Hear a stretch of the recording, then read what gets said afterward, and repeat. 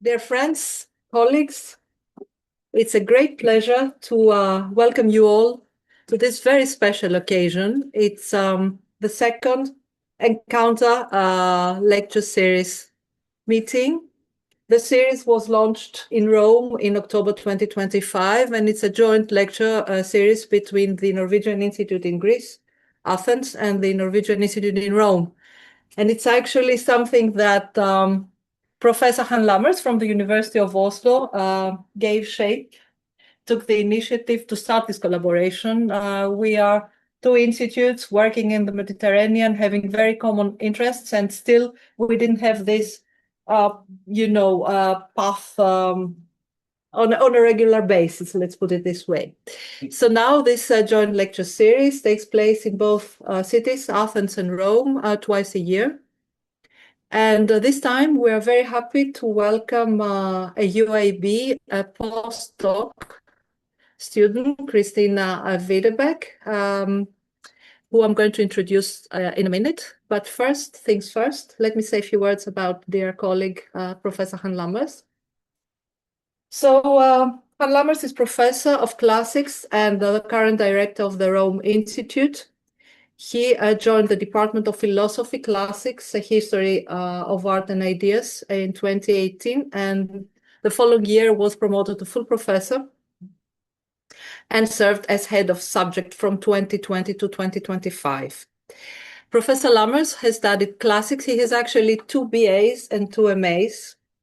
From the first is in classics, the first series of his studies, and then he moved on to study art history at the University of Leuven. And he got a PhD from Leiden University. His research focuses on the reception of ancient Greece and Rome, with a particular focus on the cultural history of languages of ancient Greek and Latin in early modern and modern Europe. He's especially interested in how these languages were used and reinterpreted after antiquity. Han has been very active as an academic. Before coming to Oslo, he was a postdoctoral research fellow at the Humboldt University in Berlin, and he has received numerous awards and research fellowships from Germany and the Netherlands. He has also been editor and co-editor in different publications, very acclaimed international journals. And I would like to say that without his presence, this series would have been an effort, an attempt, but not a reality as we experience it today. So I'm very happy to welcome you. You will take the floor, present the Institute in Rome for like 10 minutes, a short presentation, and then we will give the floor to Christina Videbech, who will talk about the Colosseum and different interpretations since the antique times. So the floor is yours. Thank you.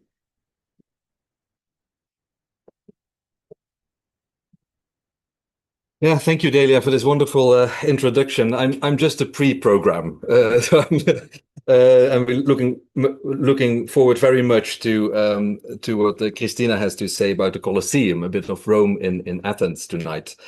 I would like to begin with thanking Delia for her hospitality and for making possible this evening tonight, and also by thanking tonight's speaker for accepting our invitation to speak here at this second Encounters lecture.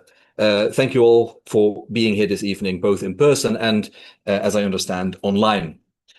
The Encounters lecture series is a collaboration between the Norwegian Institutes in 2 great centers of the classical world, Rome and Athens. I'm very pleased that we were able to launch this series last year, as Delia mentioned, at the Norwegian Institute in Rome, and I'm even more delighted to stand here in Athens tonight for the second edition of this alternating lecture series between our 2 institutes. I'm also grateful to Delia for giving me the opportunity to briefly introduce, before handing the floor back to you, Delia, the Norwegian Institute in Rome. Together with the Inter-University Center of Norway in Paris, the Norwegian Institutes here in Athens and in Rome serve as crucial outposts for Norwegian research in the humanities. and at least here in Athens and in Paris, also in the social sciences. In an age when digital tools allow us to meet across great distances and encourage us to think more carefully about how we use our resources for traveling, these three institutions remind us of the enduring importance of physical presence, of really being here at this place in key centers of European history, culture, and politics. They allow scholars and students not only to study texts and ideas from afar, but to encounter places, languages, everyday contexts, people directly in ways that profoundly shape our questions, our understanding, and our love and sense of responsibility for the places we inhabit, both at home and farther away, here in Athens and in Rome. The Norwegian Institute in Rome was founded in 1959 by Norway's first professor of classical archaeology, Hans Peter Lorange, and has long served as a meeting place for humanistic inquiry across disciplinary and national borders. While the Institute is formally part of the University of Oslo, it is supported by 7 national academic institutions and can therefore be rightly regarded as a national institution, which is, by the way, also under the high patronage of Her Majesty the Queen of Norway. Here you see the mission statement of the Institute. As you can see, the Institute supports research and teaching on the history of Rome, Italy, and the Mediterranean from antiquity up to the present, with a particular focus on the material dimensions of the region's cultural heritage, as reflected in, well, the dazzling wealth of archives, libraries, archaeological sites, museums, monuments, and collections in Rome and throughout Italy. Our mandate covers all the disciplines needed to understand this heritage: archaeology, art history, history and history of ideas, language and literary studies, as well as the broader study of society and culture, although formally speaking, social sciences are not included in our mandate. It's the historical humanities that are in the center of our attention. Each year, a substantial number of students visit Rome to study with us at the Institute. Last year, close to 250 students visited the Institute to receive teaching or participate in courses offered at the institution. They came from different humanities disciplines and followed courses that use Rome itself as a classroom, its collections, its archaeological sites, its museums. Let me mention just one example that may be of particular interest: the course Rome as a Place and an Idea, which goes under the administrative code of Rome 2020, for those of you interested. This course is taught by our staff and introduces students to Rome as a historical, a cultural, and a political city through on-site teaching in museums, archives, and public spaces, churches, museums, and so forth. Applications for this course are now open. So if you're curious about the humanities and want to explore them in Rome, we really encourage you to apply. It's still possible. We also host courses on everyday life in ancient Rome, on city and empire, on Rome as a medieval pilgrimage center, on the political use and misuse of antiquity in modern times, not least under fascism. And we organize or host rather an international course in medieval sources with 5 months of teaching in Rome. You can find a full program of teaching on our website. A key part of our mission is to support students and early career researchers. We offer our own fellowships for master students and younger scholars without permanent positions, enabling them to conduct research in Roman sites. Moreover, the Ella and Eystein Magnus Fund provides additional support to master students in archaeology, art history, architecture, and classical philology at Norwegian institutions. And each year we award the Hans Rasmus Astrup Rome Prize for outstanding student work, which is awarded at the Astrup Fearnley Museum in Oslo.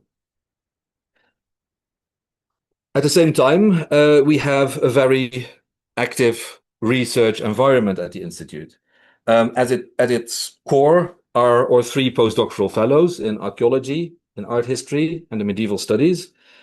two funded by the University of Oslo and one funded by the Hans Rasmus Astrup Foundation that I already mentioned. Moreover, our affiliate researcher program brings Rome-based scholars with relevant projects to the Institute and helps us build strong links to Italian academia in the form of co-organized workshops, seminars, lectures, and so forth. Ongoing projects span all main disciplines, from late antique and medieval art and liturgy, via classical languages and their modern ideological uses, to Roman archaeology, urban history, cultural memory, and many of these projects obviously depend on the material collections available in the city.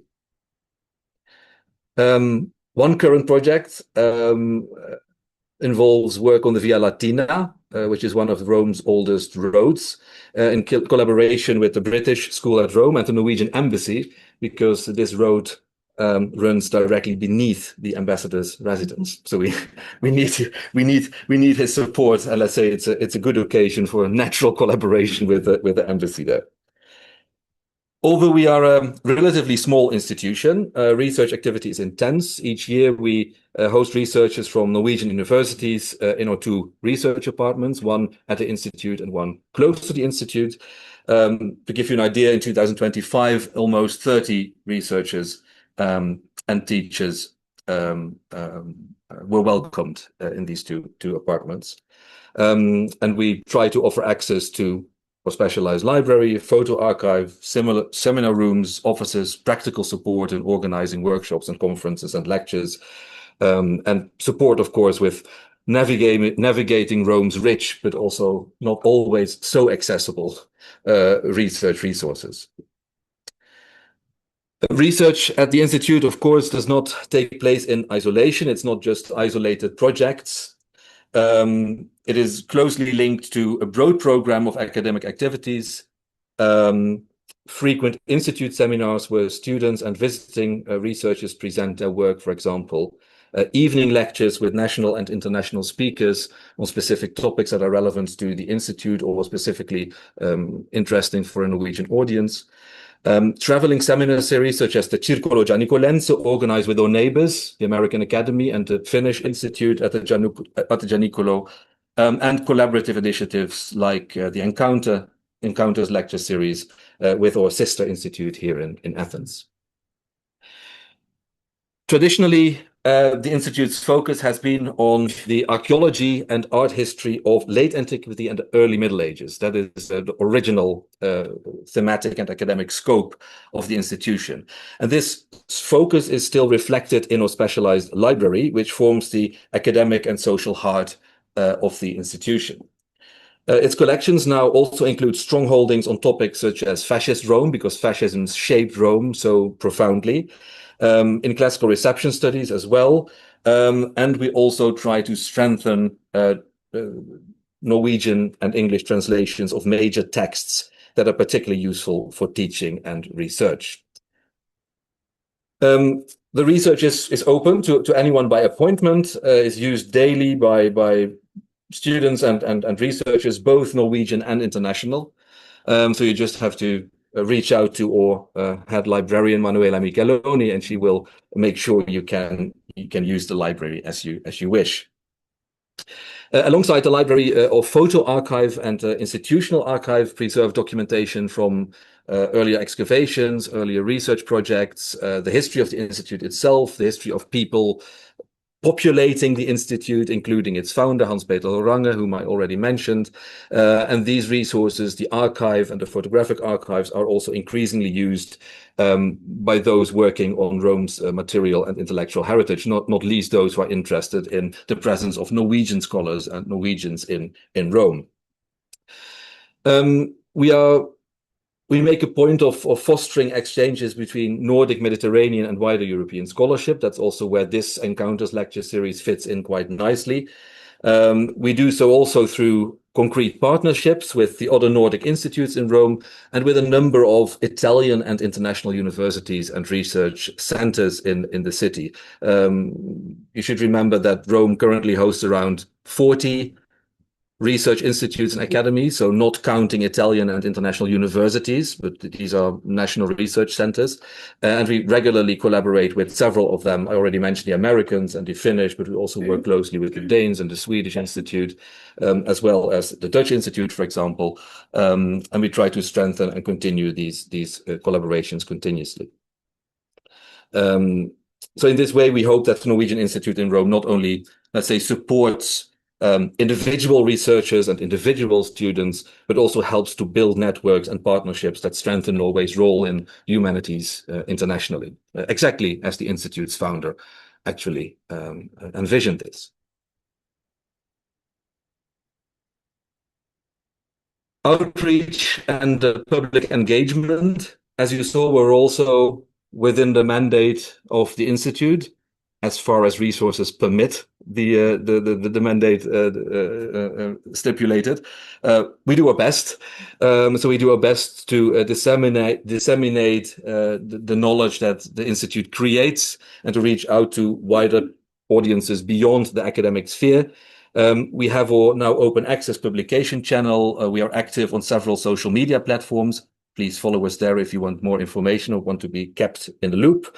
And we report regularly on our activities in our new blog, Ciao from Rome, which is published both in Norwegian and in English, and where students, research fellows, researchers at the Institute, teachers discuss their time in Rome, both from, let's say, ranging from big discoveries they made in the archives to everyday experiences in the city.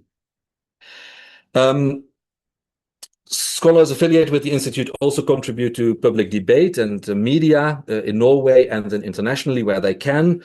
And we make a point of being available when journalists and cultural institutions seek historical and cultural expertise that we have, or they think we have. We not always have the knowledge they think we have, but then at least we can put them into contact with people who have this knowledge. And in this way, the knowledge, let's say, that is developed in and around the Institute does not remain confined to the institutional circle or the academic circle, but feeds into broader cultural and political conversations. Now, the Norwegian Institute in Rome, like its sister institute here in Athens and the center in Paris, serves as an open house for everyone interested in the historical humanities with a focus on the Mediterranean. And I warmly invite you to follow us on Facebook, on LinkedIn, on Instagram, and not least to read our blog that I already mentioned, Ciao from Rome, if you want to get an idea of what we are doing in Rome. With this very brief introduction to Rome, and by displacing you from Athens to Rome for a few moments, I would once again like to thank our host here in Athens and all of you for joining us tonight. And it is a pleasure to hand back the floor to Delia to introduce tonight's speaker. Yeah, thank you very much for your attention.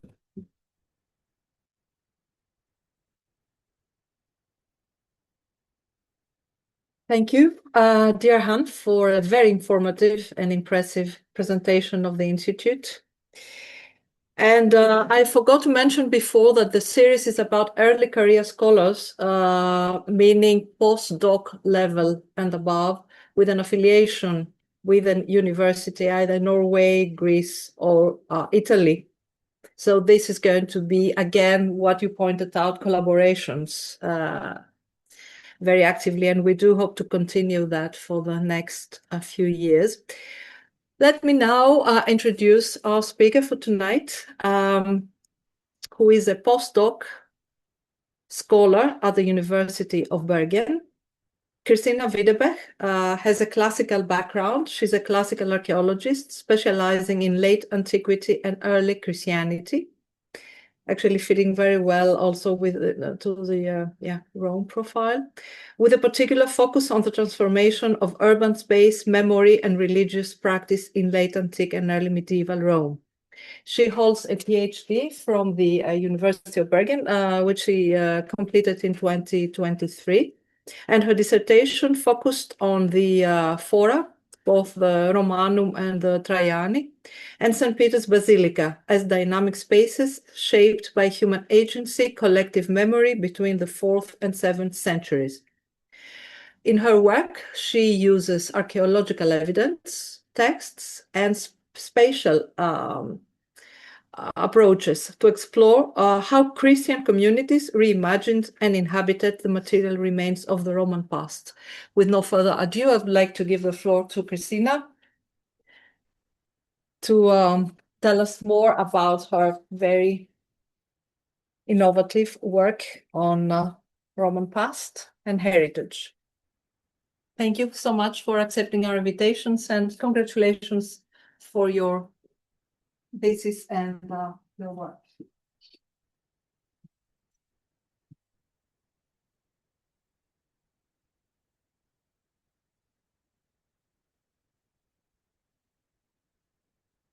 Just make sure that I can keep track of the time, so I won't bore you to death for too long.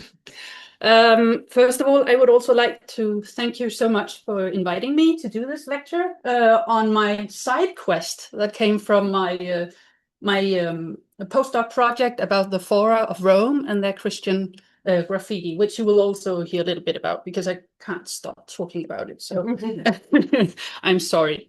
Yes, but thank you so much. I'm very honored to be back in Athens, a city I have been way too little in, but I hope that will change as I have some other side quests actually going on here in the city, which you will also hear about. So without further ado, let's begin. So what I would like to do to begin with is to take you back to ancient Rome. And you have to imagine it's a bright day and the sun falls sharply on the sand of the arena. The amphitheater is full and the crowd is restless with anticipation. In the center, a small group of men and women huddle together. They are Christian and they are praying. A gate creaks open and lions, and actually, according to ChatGPT, wolves and tigers emerge, deliberately starved. Their movement is slow and purposeful.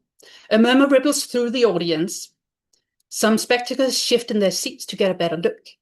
The Christians draw closer together as the animals approach. This is a very powerful image, even without the wolves in there. It is also an image that we recognize from both films, textbooks, or popular imagination. The Roman Colosseum has become the stage upon which we place the drama of early Christian martyrdom, a space of suffering, spectacle, and triumph, in the end at least. There's only one problem with this narrative, and no, there's several with the picture, but with the narrative. We have no evidence that such scenes actually took place in the Colosseum. This tension between what we imagine and what we can actually document is the starting point of this talk. It has become an accepted narrative among both lay people and even some scholars that when early Christian texts mention an amphitheater in Rome, they by default refer to the Colosseum. Today, the building stands as perhaps the most iconic symbol of Christian martyrdom and persecution. Each year, thousands watch the Pope as the Pope leads the Via Crucis procession through its ruins. All this happens despite the fact that there is no ancient textual evidence which points explicitly to the Colosseum as a place of Christian martyrdom. No martyr acts are explicitly set there. No clear written tradition links it to the Christian ritual or commemoration before modern times. So how did a site so marginal in early Christian sources become so central in Christian cultural memory? In what follows, I will trace how this transformation took place by examining the gap between the ancient sources and evidence and later traditions, and by exploring how the Colosseum was gradually reimagined as a central site of Christian memory. So, as I said, my talk today forms part of the FROG project, which explores patterns of communication and religious expression in Rome's fora by mapping their understudied Christian graffiti and comparing them with literary sources. At its core lies a very, very simple methodological premise. Written texts are not our only access to antiquity. Archaeological and epigraphical evidence are equally essential. And any attempt to reconstruct the ancient world must integrate all available sources. Yet, in the case of the Christian use of the Colosseum, such a comprehensive approach has not yet been applied. This is particularly problematic because devotion in antiquity was not expressed solely through formal text, such as martyr narratives. As studies of the Roman catacombs, and more recently my own work on early Christian graffiti in the fora have shown, the everyday religious practice of ordinary people are often most clearly visible in the marks they left behind, like short prayers, names, and symbol drawings and symbols. And some of you by now might be thinking, yeah, that's all good and well, and it looks nice, interesting. But how do you know that this is actually Christian worship that we can see? Yeah, you're nodding down there. Well, we know that because some of these drawings and the written things here have been written inside churches. And while I was in Rome, when I began my project documenting all these graffiti, and by now I'm up to around 200 different Christian graffiti in the fora. I was there for the whole day. Obviously, it's a very large area. In the end, I went down to this, which is a church today, the Church of Santa Maria Antigua. And in there, and I was rather tired by this time, I have to admit, I was taking pictures and pictures and pictures because there were so many graffiti and many of them were unpublished. And my back began to hurt like hell. And I'm a rather tall person, so I'm used to my back hurting, but it was worse than it used to, than normally. And then I was like, okay, I have to do something about this. And you have to imagine that me going around the fora at this time of day, there was lots of tourists there. And I had to look like the presentable academic, like doing academic stuff. But by now my back was hurting me so much that I decided to throw all my pride outside the window and I fell on my knees, because the reason why I was so hurting in my back was because I have been standing like this all day. But at the second I fell on my knees, and I'm sorry, this sounds a little bit cheesy, but that was in fact what happened. It dawned on me. I was at the exact right height to every graffiti now, which meant that the people who made these graffiti, this, I guess, well, it's a dove or maybe another bird. It looks more like a goose to me. But the people who made these were sitting at the exact same spot in the exact same way that I was doing at that exact time. And why would a Christian person sit in a church drawing something on the walls on his or her knees?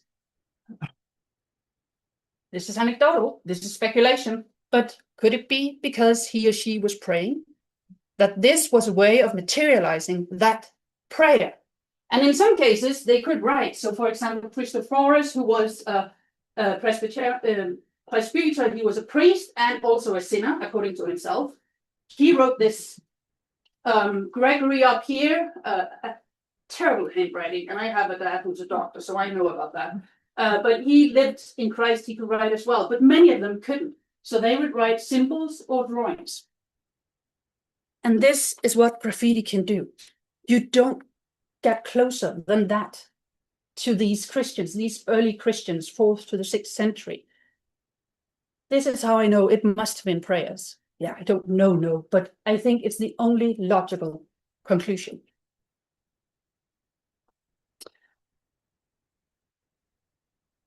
So I find these graffiti like these scratched into walls and columns and floors. And they, in my mind, and you seemed convinced after my story as well, they preserve forms of piety that are absent from the literary sources. So if we are to go back to the Colosseum, if we are to assess whether the Colosseum functioned as a site of Christian memory or devotion, we must therefore shift perspective, at least a little bit.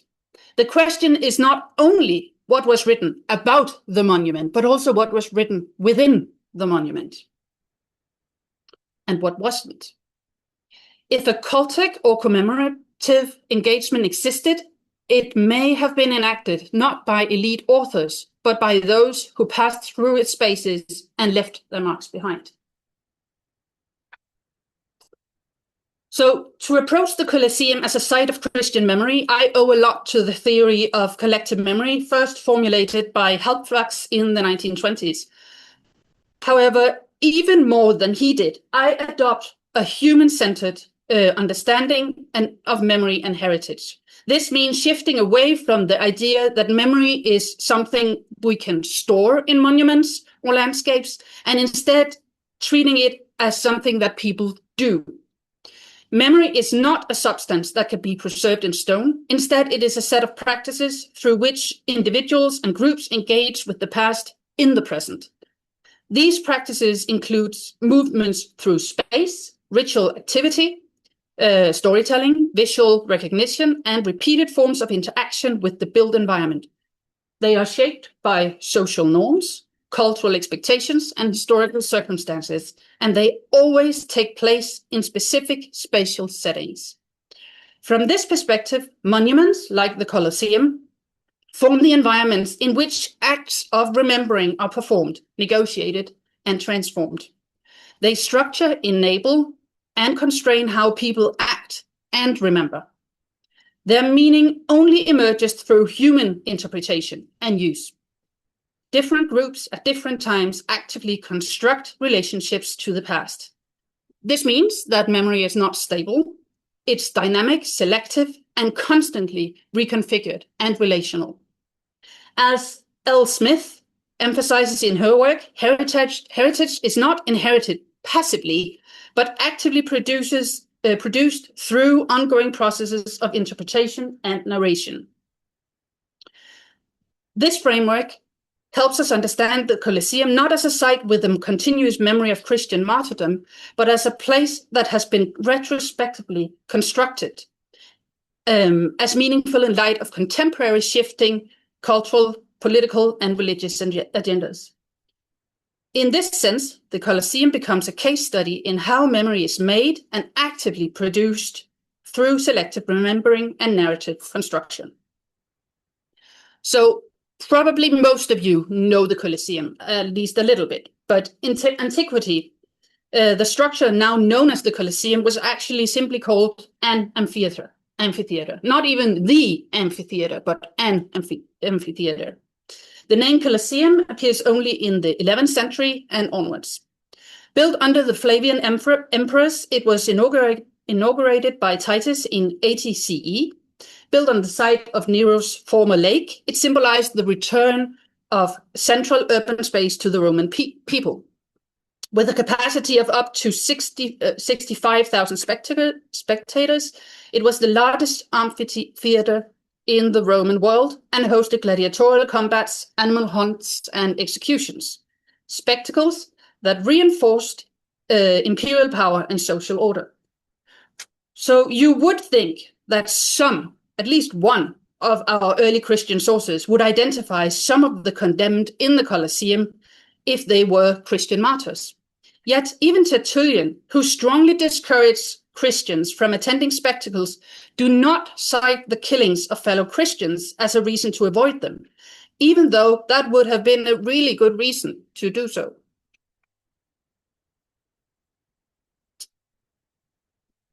In fact, Tacitus, the only ancient author to explicitly connect Christian martyrdom with a spectacle setting, places these events not in the Colosseum, but in Nero's garden near the Vatican Hill.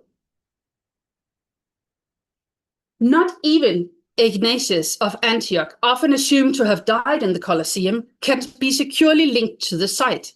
What is well attested across early sources, including his own letters, is only that the Bishop of Antioch was brought to Rome in the early 2nd century and martyred by being thrown to the beasts. Later authors confirm that he died in Rome and in a public spectacle setting, yet still without specifying any particular building. This silence is significant. Nowhere is the Colosseum mentioned by any word. Thus, the widespread association we often encounter today rests entirely on a chain of assumptions. Ignatius is a famous martyr. He's died in Rome. So, the Colosseum, as it is the most famous arena in Rome, must have been the place where he died.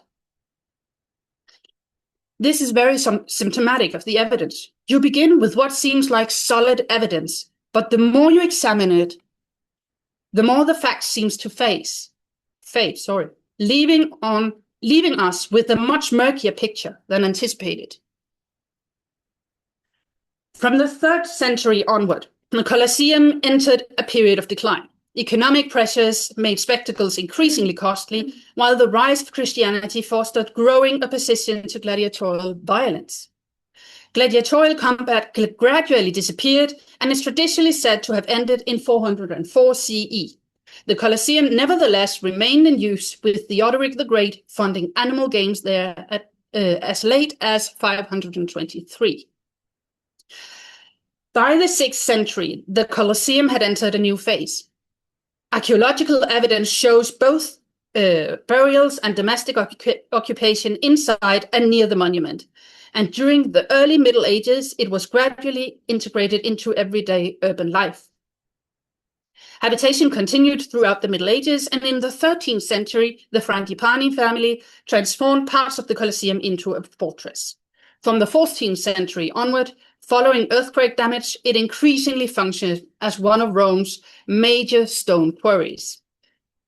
During the same time, the narratives of Christian martyrdoms became increasingly popular. The earliest stories date back to at least the 4th century, while most were likely written down in the 6th and 7th centuries. These texts portray in detail the suffering of Christianity's most well-known heroes. The problem is, however, that these texts rarely provide precise topographical detail. And when they do, they never point directly to the Colosseum. Actually, my studies show that they must much rather prefer to situate their narrative in Rome's fora, but that is a story for another talk. In a minute, I will show you a few examples to illustrate the pattern.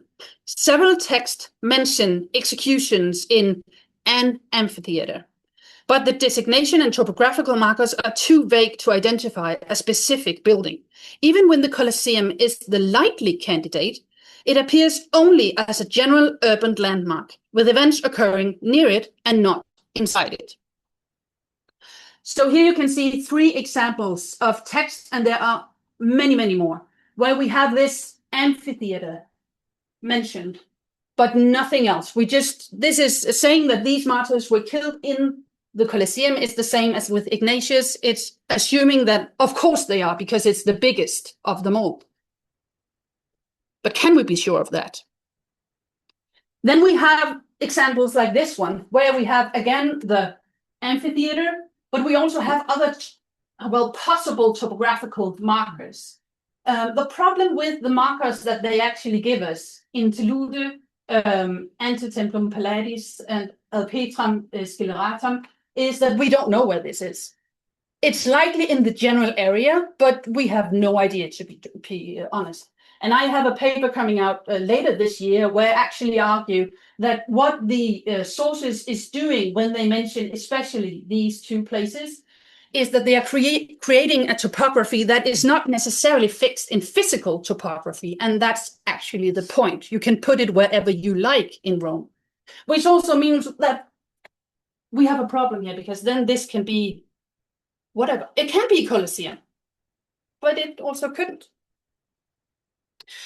And then we have this example here, where we have some interesting information, because now we have a statue of the god Sol, which we know there was next to the Colosseum, a very, very big statue. Exactly when it disappeared, I think it was through sometimes in maybe the Renaissance, maybe a little bit before, but at least we know that this could actually be in the Colosseum. So that could be the amphitheater in question.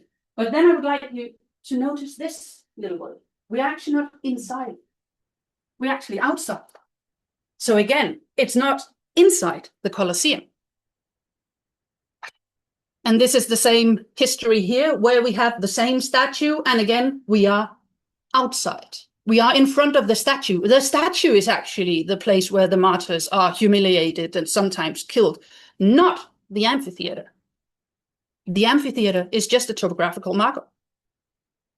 And this pattern actually continues into the Middle Ages. Medieval guidebooks and pilgrimage texts do not treat the Colosseum as a martyr shrine. The Einsiedel itinerary from the 8th century mentions the Colosseum only once, simply as amphitheater, and merely as a landmark on the way to the Lateran. There's no mentioning of martyrs, and instead the Colosseum is mentioned on par with other pagan monuments in the nearby fora. The Mirabilia Urbis Romae, dated to the middle of the 12th century, does not, despite its fascination with exactly Rome's sacred geography, associate the Colosseum with Christian martyrs at all. In the part of the text specifically devoted to Rome's sites of martyrdom, the Colosseum is absent, while the Circus Flaminius is highlighted instead. This absence, I think, is highly significant. Even in the 12th century, the Colosseum had not become a fixed martyr topos within Rome's Christian memory landscape. Rather than remembering the Colosseum as an arena of execution, the Mirabilia recast it as a temple of the sun. A fantastical structure, supposedly crowned by a gilded dome. The lack of Christian memory is further reflected in a bullfight, which was the picture you saw before. I put all my quotes on there, held in the arena in 1332, which was treated simply as contemporary entertainment, not as a revival of ancient spectacles. But I am nothing if not an archaeologist. And as an archaeologist, I am acutely aware that written texts are only part of the evidence. Archaeological and epigraphical sources matter just as much. Here, the material record is equally revealing. In the Middle Ages, the Colosseum was quarried for stones and at time inhabited. Uses that hardly suggest contemporaries regarded it as sacred ground tied to Christian suffering. Had it been widely recognized as a major martyr shrine, we would expect its treatment to reflect that. The fact that it isn't is even more striking when contrasted with other martyr sites in Rome, which were clearly identified, commemorated, and integrated into pilgrimage networks. So, if we consider the Colosseum as a potential site of early Christian memory, graffiti are among the most important types of material to examine, since they reflect lived interaction with space rather than official narratives. In Rome, the broader pattern is clear. In my frog project, I have found a strong correspondence in the Roman fora between textual references to martyrs at specific locations and graffiti incised in exactly these spaces. This suggests that Christian graffiti were closely tied to the reconfiguration of the fora as Christian sites. So in short, graffiti tends to follow shifts in religious and social use of urban space. The same pattern appears in my preliminary work on Christian cult in Athens. That's my other side quest, including the Parthenon and the Asclepion on the southern slopes of Acropolis. Where Christian cult is present, Christian graffiti are too. It's not really that surprising. So, if the Colosseum had functioned as an important site of Christian martyrial memory in antiquity, we might reasonably expect the same traces of that in the epigraphical record. The problem is it's not there. The Colosseum actually has a relatively substantial corpus of graffiti. We have the occasional pagan drawing, as you can see there, gladiatorial names, acclamations, drawings of fighters, and inscriptions connected to spectatorship and performance culture. Thus, if we just for a second disregard the occasional penis graffiti, the majority of securely identified ancient graffiti belong to the arena sphere and the visual culture of the amphitheater. Or in other words, they reflect the use of the amphitheater as a place for gladiatorial games. Again, this is not really surprising. However, what is really striking is what is missing. No Christian graffiti from antiquity or the Middle Ages has yet been found in the Colosseum. There are no crosses, no invocations, no martyr-related inscriptions or drawings. Nothing suggests that Christians were actively reinterpreting this space as a site of sacred memory in the early period. Even in the case of late antique graffiti, where we might expect to see signs of reinterpretation, the graffiti remained firmly tied to the building's original function as a spectacle space. And here I would like for you to, if you can see it because the text is rather small, but all these are actually late antique graffiti. All of them related to spectacles and gladiators, animal games. So what we are left with now is actually a very consistent pattern. The absence of Christian graffiti is not simply a negative fact. It is part of a broader pattern in which the Colosseum remains epigraphically and materially tied to its original identity as a spectacle building. The Christianization of its meaning, therefore, does not appear to be grounded in contemporary spatial practice. There is simply no evidence of continuous spatial practice visible in spatial practice visible in neither the written nor the archaeological sources. And the graffiti is key to this. They confirm the written evidence, showing that in antiquity the Colosseum remained what it has always been, a spectacle building, not a Christian shrine, not a material landscape, and not a site of devotional inscriptions, but a space whose epigraphic life continued to be defined by the arena. But this was about to change. The martyrs were persecuted during the first 3 centuries, more or less, CE. Today, the Colosseum is tightly connected with their suffering. The development that brought us here can be traced back to the Renaissance.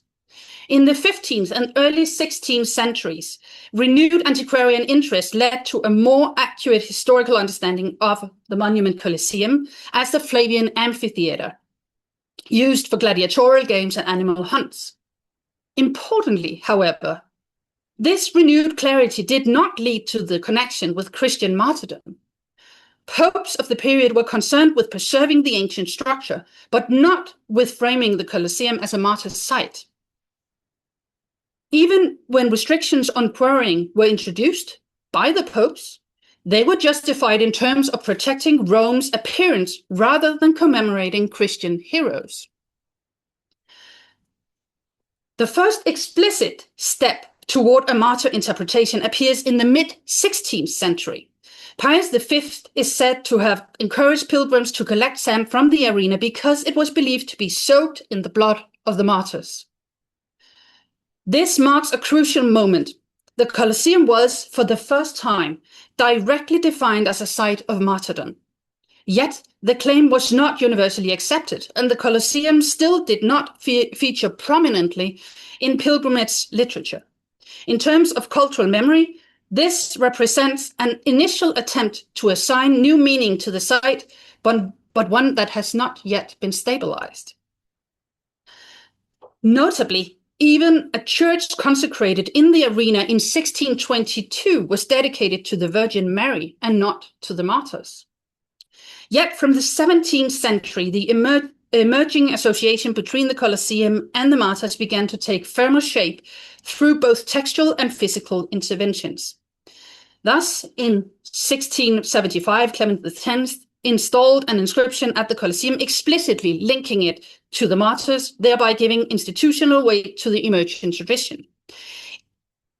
In 1750, Pope Benedict XIV, who had consecrated the site just 1 year before, replaced the earlier inscription with a new one, explicitly framing the Colosseum as sanctified by the blood of the martyrs.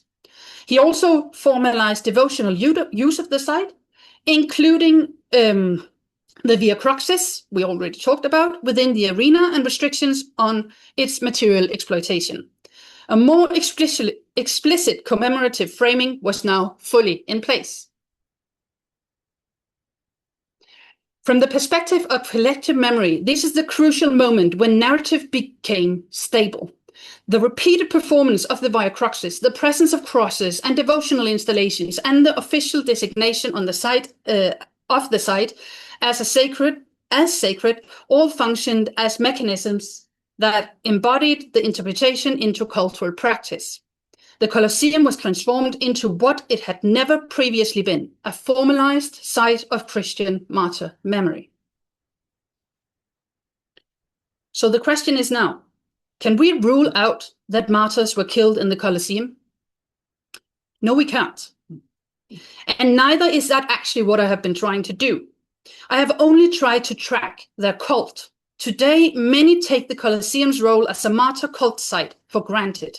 Yet this belief rests less on evidence than the assumption that Rome's most famous arena must surely also have been the primary site of martyrdom. That reasoning is problematic. Rome had multiple venues for spectacle, and execution by beast occurred throughout the empire. The association also reflects a broader tendency to attach famous martyrs to monumental and symbolically charged buildings and places. When we combine the textual, archaeological, and epigraphical evidence, a remarkably consistent pattern emerges. The Colosseum does not appear to have served as a site of Christian memory in antiquity or the Middle Ages. Texts do not securely locate martyrdoms there. Graffiti shows no Christian engagement with the space, and archaeology provides no evidence of cultic reuse comparable to that of other Christian sites in Rome, including, I might add, the nearby Fora. This convergence matters. No single source proves that the Colosseum was not associated with martyrdom, but taking together the evidence, text, archaeology, and graffiti makes an early or continuous cultic connection really unlikely. Methodologically, this suggests that the later martyr association cannot be understood as the survival of an ancient tradition. Instead, it reflects a retrospective construction shaped through narrative selection, symbolic condensation, and ritual activation. This is where collective memory and heritage theory becomes important.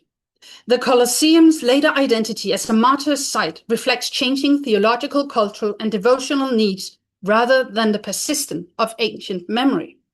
The evidence, therefore, shows not the continuity of memory, but its construction. The absence of early memory practices is precisely what allowed later traditions to be formed. The association between the Colosseum and martyrdom appears to have developed gradually in the early modern period. It became institutionalized during the Counter-Reformation. This was likely no coincidence. At a time when Protestant reformers challenged the cult of saints, relics, and pilgrimage, the papacy increasingly emphasized Rome as a city sanctified by the blood of martyrs. And what better monument to anchor that narrative than the iconic Colosseum itself? This interpretation aligned closely with broader Counter-Reformation efforts to monumentalize Catholic history, regulate sacred topography, and guide devotional practice through urban ritual. Seen in this light, the Colosseum was not remembered because of an unbroken ancient tradition, but because early modern Catholicism needed it to be remembered in a particular way. Its later identity as a martyr shrine, therefore, tells us less about late antiquity and more about how post-Reformation Catholicism used the ancient past to articulate authority, continuity, and triumph. Thank you.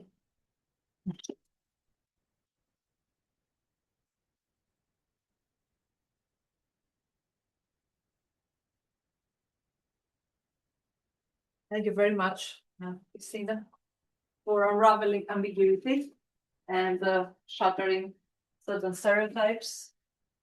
Also proposing certain methodological frames that are very useful when we look at antiquity. Also in Greece, we have this continuity discussion for a very long time, and it's a very interesting way to address it. So thank you very much, and we open the discussion for questions for the audience, questions and comments.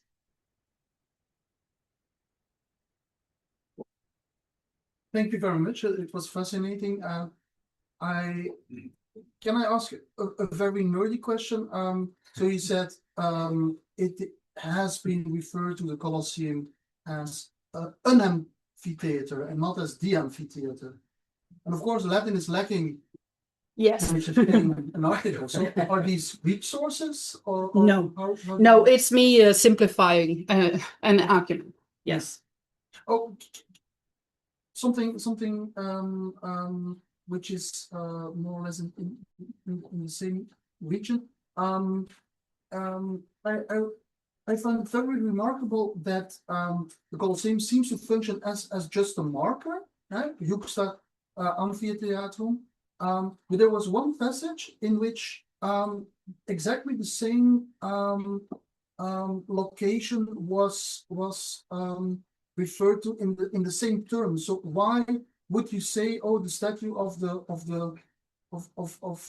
sun, wasn't it, next to the amphitheater? Why would you repeat that in the same line or in the same paragraph? So there, it seemed to me that it had a special function somehow. But yes, well, there's actually two sides of your question. First of all, the amphitheater as it's mostly used as a topographical marker in the medieval sources. And in the case with the Sol statue, it is exactly my point that is likely the Colosseum. But even when it's likely the Colosseum, things is not taking place inside the Colosseum, it's outside. So having these two things in contrast to the other topographical markers I had with the interlude and all that, actually make me think that, okay, that's the amphitheater there. But then again, it's outside.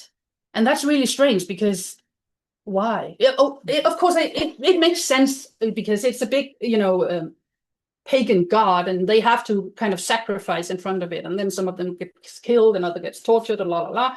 So it makes sense, but it's never inside the Colosseum. And that was my main point with these examples, because we need as scholars to be, clear when our evidence is not, it's making my argument a little bit murkier, you could say. Because if it wasn't there, if there was no statue of Sol or anything, I could just say, well, it's not mentioned anywhere. But in that case, I think the amphitheater must be there. So maybe some of the other amphitheaters is so too. Maybe it is Colosseum. My point is, we don't know. And we just take it for granted. And I think we can't just take it for granted. Because there's many amphitheaters. There could even be, and it's also why would Romans, I'm not meaning offense, but why would Romans, especially in the beginning, kill these insignificant people from this insignificant cult in the biggest? I would think it would be more logical for them to kill them in the small arenas, or not just if they end up in the Colosseum. Maybe that's just a coincidence. But it's very important for the Christians later to place themselves inside the Colosseum and not just in any amphitheater, even though the death is horrible, no matter where you are.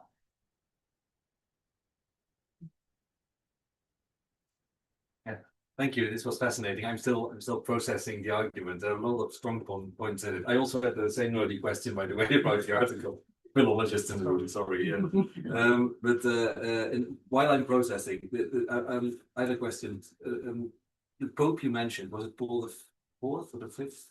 I mentioned a couple of them, but I did mention Paul the Fifth. Okay, that was probably the one who came up with the idea of collecting. Yes. There I was wondering, so he was one of the first, let's say, to fuel this myth or this representation. Well, or the first way we can document. Did you have an idea where he got the idea from? or does it just pop up in his writings and is kind of singular? Or is there a connection? Does he argue for it, or does he make a point out of it, or is it just a throwaway remark? Or how is the context of this statement? Yeah, I'm not done looking into that, because actually it seems like that Mark is also a little bit, it's probably not himself who wrote, actually, that he said that it's someone else writing that, so it's a little bit problematic in itself. But I think for the argument of my talk, I still put it in there, because now it's out there. Yeah. And even if he didn't say it, it's still out there. Yes, it's attributed to him. Yeah. So I'm not done. I hope this will turn into an article, because by now I've smelled blood. And so I want to make something out of it. And in that case, I would have to look more into that, because it seems like there's maybe some memory building there around that person as well. Because I think this let's say, afterlife, or the construction of the Martyrial Colosseum in itself is a very interesting topic, right? It would be very interesting to see the stages, how it develops, how it increases in cultural force and power. And I mean, that would be, I think, even another article, if not a small book, actually. That would be very interesting. And then indeed you would have time to look into the early modern sources, because there's probably a lot to find. I think that would be extremely. That's my impression. Yeah. Yes. more than welcome in Rome. If you decide to continue this line of research, it's very interesting. Thank you. I don't think you can get rid of me, to be honest. Okay, I thought so. Yes. We didn't want to anyway. Thank you.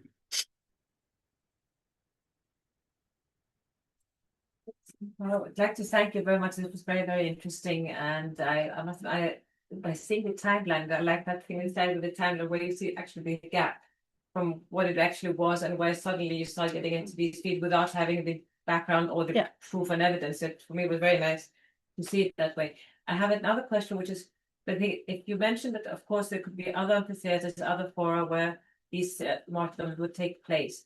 Have you, or do we have any evidence that you have, for example, graffiti from other Christians, in any of the other amphitheaters that would kind of, in a way, prove your theory of, if you don't have it in the Colosseum, you would have it in another amphitheater in the area of Rome, for example, which would make it more with that place being used? The problem here is preservation. A lot of the amphitheaters that we know was made of wood, obviously not there anymore. The things that we have left, and especially amphitheaters, and that also goes, and that's a big problem or bias in my argument that I didn't go into that much, the preservation bias here. It goes for the Colosseum as well. There's so few inscriptions actually preserved from all of these monuments. So actually, and I thought that was maybe an argument for another, and maybe also for an expert in amphitheaters. But actually what research shows right now is that amphitheaters was Christianized far less than we actually think generally.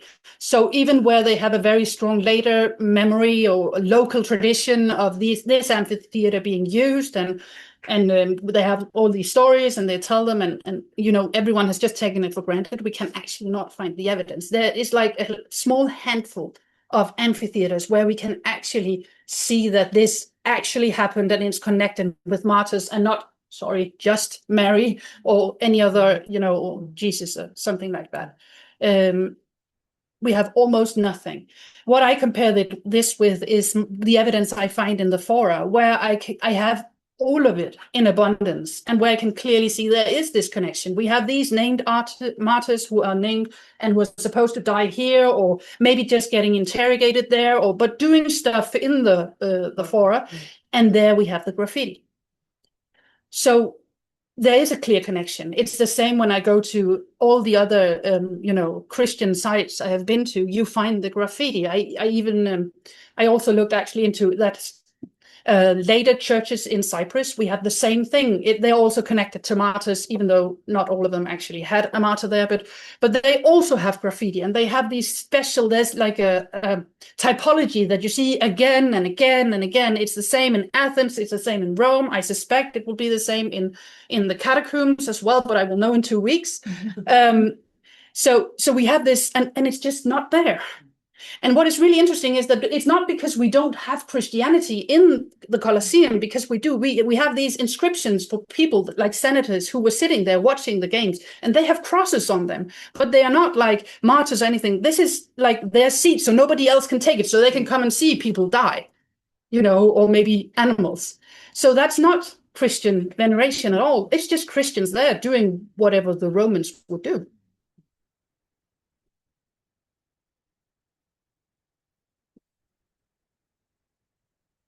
Yes, thank you very much. It was really fascinating, and I think also very much convincing.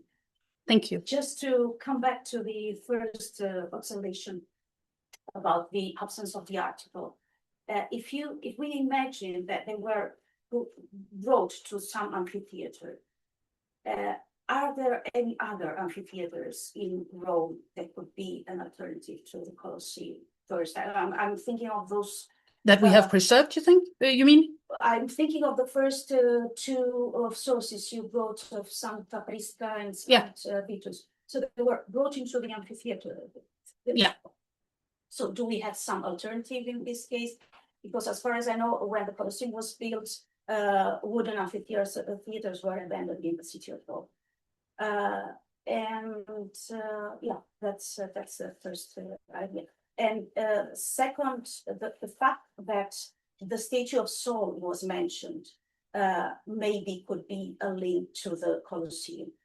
And making a parallel with what I see in Athens, when they speak of the theater, they speak of the theater of Dionysus, the more important theater of the city, although there were other theaters. So this could be, let's say, a counter argument. But yes, but I think I actually addressed many of these questions in the talk already, because I think you're right with the Saul statue. That is like the Colosseum, but then what is actually happening is happening outside, not inside the Colosseum. So again, we're not inside the Colosseum. And not even refers to no, it's also always it's in front of the statue, outside of the amphitheater. I have the impression in the first two cases they were brought into. Oh yeah, they were, but that was just an amphitheater.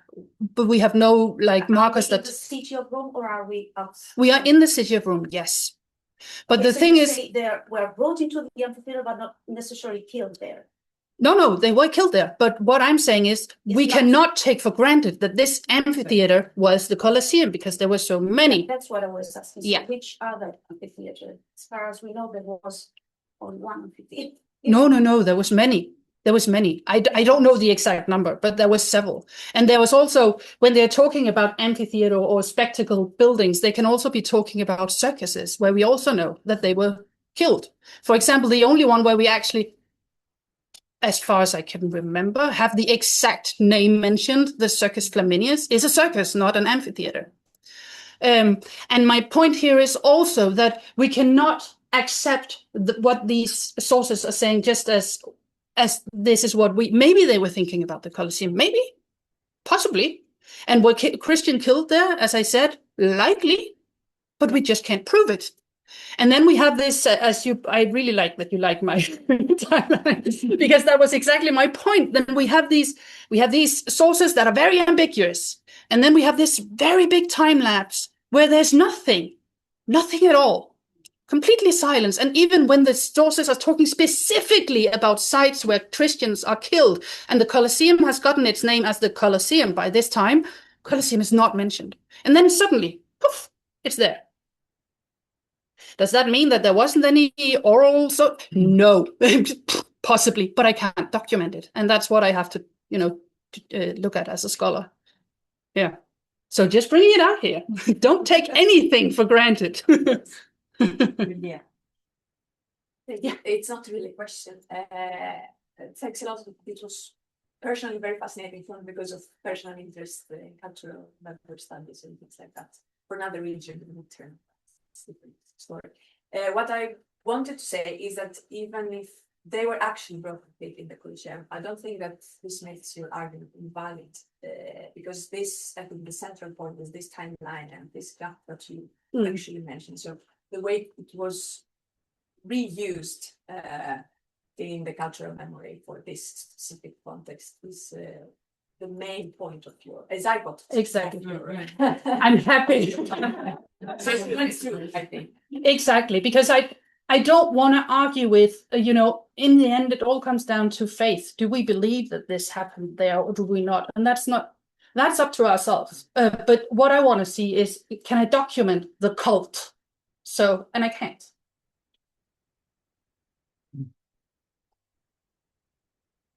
We'll take a last one and then.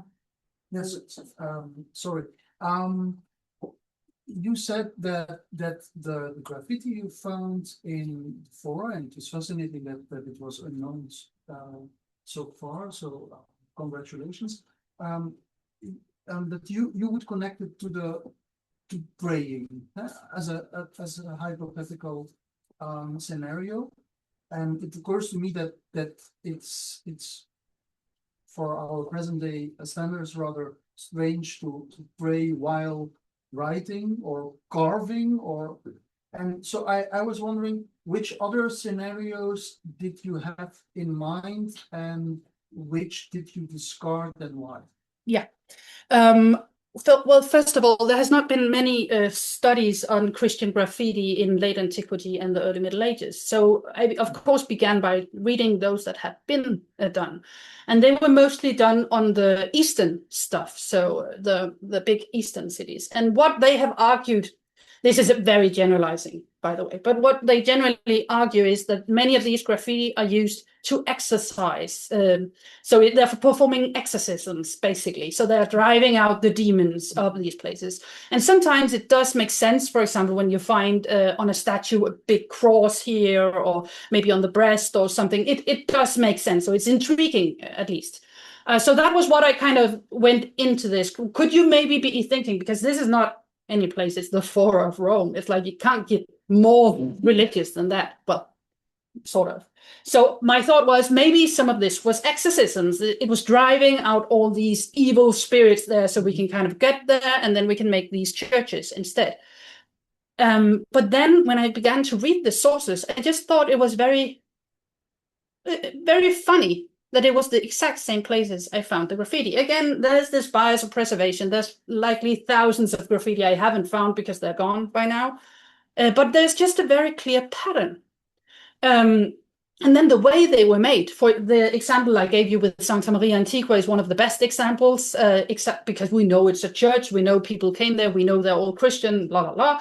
And also it was abandoned in the beginning of I think it was the 9th century, so we had dating as well, everything is fantastic. But then I had another site, which was actually the site that kind of got my whole project to begin.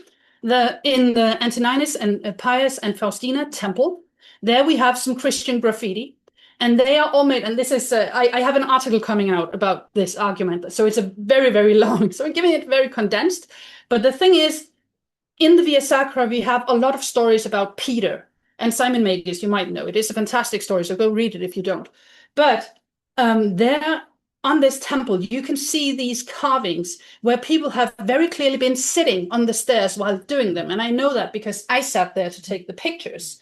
And they are, if you sit down, then you will be just in the right position to actually make them. And then we have these symbols. And I brought them because it's my favorite graffiti. So I'm sorry, but you asked this yourself. You brought it on yourself. Here we go. Then we have this graffiti, for example. This is placed exactly where you're sitting, and then you would do it like this on the base of the column. And the thing is, it's very hard to see from this picture, but this is actually a very deep graffiti. And again, this is totally speculation, right? But this is a Chi-Rho with alpha and omega, so this is clearly Christian. And my thought was, if you're sitting there and you have maybe, heard this story, and you're doing exactly what any modern person who had been to the forum for way too long are doing. You're finding the best stairs available, sit down, you're tired, and maybe if you're Christian and you think you are in the presence of where that apostle, not any Christian, but the apostle was, you're praying and then you're sitting there and doing the graffiti. Mm-hmm. And that could maybe explain why it's so deep, because maybe it was not just one person who got this idea, but several people who came there one after another and then was sitting there. And you can have this idea, I usually compare it with the rosaries, that it's the same, like doing this, and then you get into this meditative, yeah, exactly. And so you feel like you have the story, you're in the place where Peter was, where he won, and where everything is just, so this is obviously speculation, but I think it's really well founded. And now I'm not even mentioning the martyr names that I found in Zeist, sorry, here, possibly, again, very near to the place where the martyr was actually killed, according to the stories. This is one of the very few examples of stories where they are actually very precise where everything is going down. And he is killed and eaten by dogs here, and his name is here. It could be the name of someone else who happened to have the same name, but it's just very interesting. I don't know if that answered your question, but I grabbed the opportunity to talk about my project. I think we have a question online. Yes. This one is from Simon Malberg. Hi, Simon. He says, many thanks for a very nice presentation. I just have a comment. Your example at Petram sorry for my pronunciation, next to the amphitheater is interesting, just using the Colosseum as a spatial marker, not the location for the martyrdom. Also, Petra Scelerata is only mentioned in martyrs' lives, I think, but there may be a connection with Catus Sceleratus, close by on the Oppian Hill, where Vestal virgins were said to be buried alive. Any thoughts on that? Yes, all of that is true. All of that is true, but it is one of these places where people actually are not sure. That might be the case, but there's also other places, I think, far away, but still in Rome, that are kind of up for grabs when it comes for this. So this is, again, possibly, maybe, we don't know, but it's very nice that Simon actually saw that, because it is interesting. And it is, again, one of these topographical markers where you see it together with Interluder and the others, where it's just placed, and it as I said, it becomes like a topography that is imagined, where you take all these very, very important places and kind of put them together, even though they're not necessarily in reality placed next to each other. And the thing I argue in the article I talked about was that, well, as long when time passes by and all of this falls into disrepair and the Colosseum falls into disrepair and everything, the more true this topography, or the imagined topography, becomes, because when you can't really see exactly what it is, then it's more likely that, oh no, that must be that, and that must be, yes, everything makes sense. While a Roman would possibly go there and say, no, because that's that. They can identify everything. But as soon as you can't, then imagination can come into play.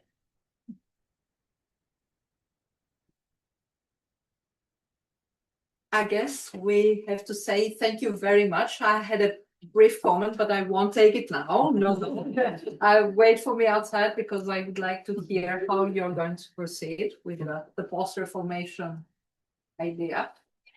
But for the moment, let's say thank you, Christina, and